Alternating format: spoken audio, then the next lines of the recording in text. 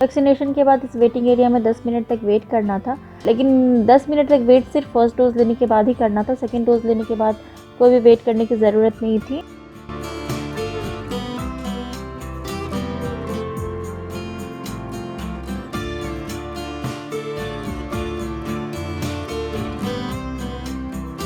Vaccination के बाद हम लोग हमारे घर के नीचे जो ग्रोसरी स्टोर है वहाँ पर आ गए हैं।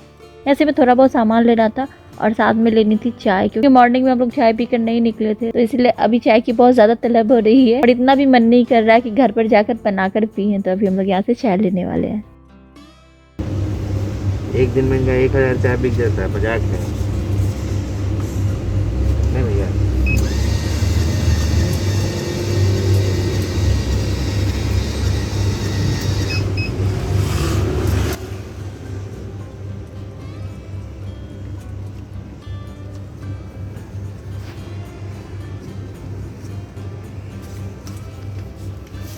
चाय पियेंगे मैडम? नहीं यहाँ पर नहीं।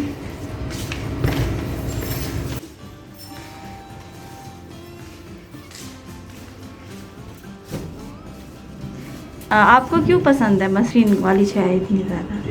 ये मुझे नहीं, जैसा कि आप देख रहे हैं कि 4 चाय है, आपको भी पसंद है, मम्मी को भी पसंद है और हमारे यहाँ जो बाई आती है उनको भी पसंद है, इसलिए ये 4 है। सिर्फ मुझे पसंद नहीं, ऐसा नहीं है।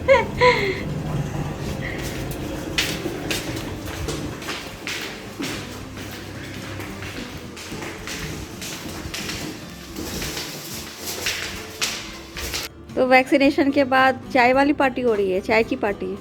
चाय की पार्टी ये तो रोज चलती है। तो आज तो कुछ मिठाई विठाई होना चाहिए। मेरे लिए यही चाय ही मिठाई है। 2 टाइम सुबह शाम चाय मेरे लिए मिठाई है। वो तो सबके लिए, जो चाय लवर्स होते हैं उनको और क्या चाहिए, चाय मिल जाए। हम लोग घर वापस आ गए वैक्सीन लेने के बाद, और आज वैक्सीनेशन के टाइम में मुझे कुछ पता ही नहीं चला, बिल्कुल इतना सा भी पेन नहीं हुआ। पिछली बार थोड़ा सा पेन हुआ था, इस बार तो बिल्कुल भी पता नहीं चला।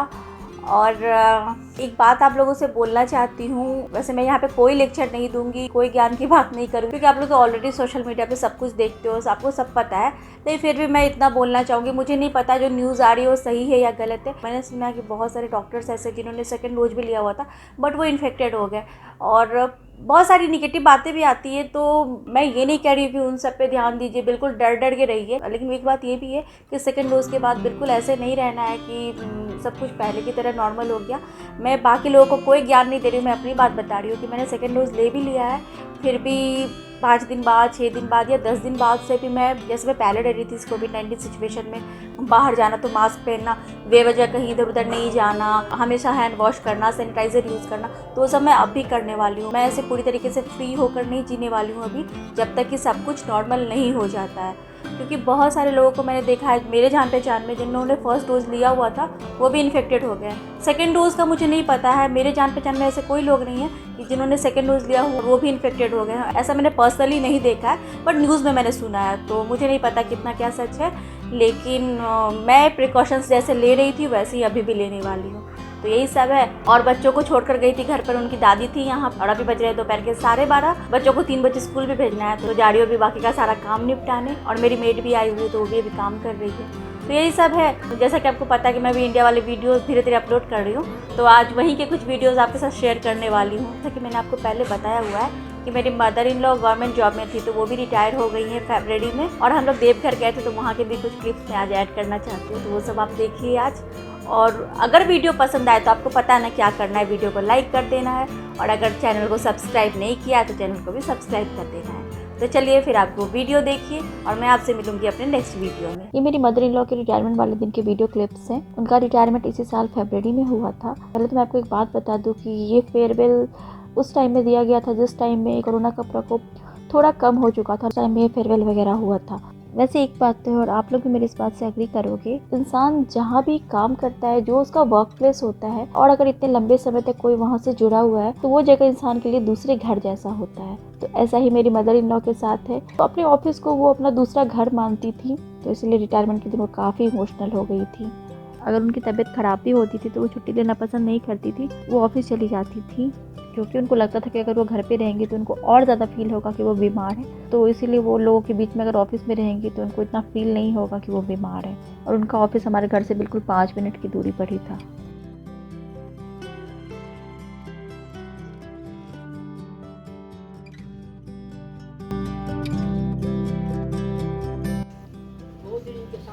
करने का अवसर मिला था और विदाट निकल रहे हैं माँ भगवती के असीम कृपा से। Because it is said when a woman takes a step and when a woman takes the steering in her control now, every wrong situation turns the right. Because I can imagine, I can understand how tough the situation would have been for her when she took the steering in her control. She moved all of you from that circumstances to the present where you are now. And I want to say that she is the true Bhagwan of her family. And just now.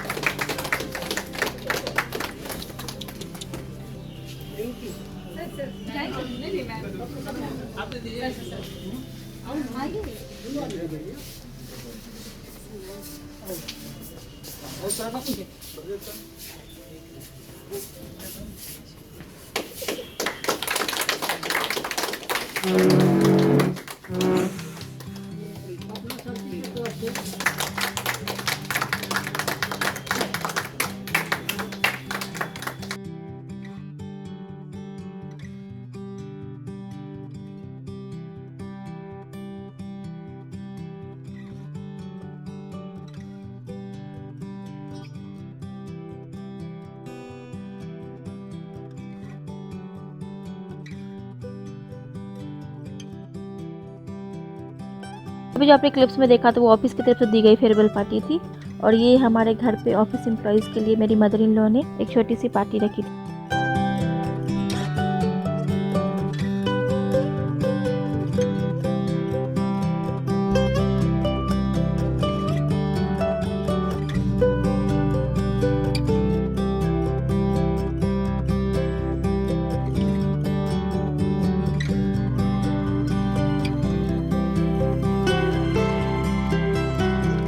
उसी time में ये हम लोग देवघर गए थे मेरी mother in law के retirement के बाद। तो ये उस टाइम के क्लिप्स हैं। मंदिर में बहुत ज़्यादा भीड़ नहीं थी और उस टाइम में कोरोना का ये सेकंड वेव नहीं आया हुआ था, इसीलिए उस टाइम में हम लोग मंदिर गए थे। लेकिन हम लोग अच्छी तरह से सब कुछ का ध्यान रखकर वहाँ पे दर्शन करने के लिए गए थे।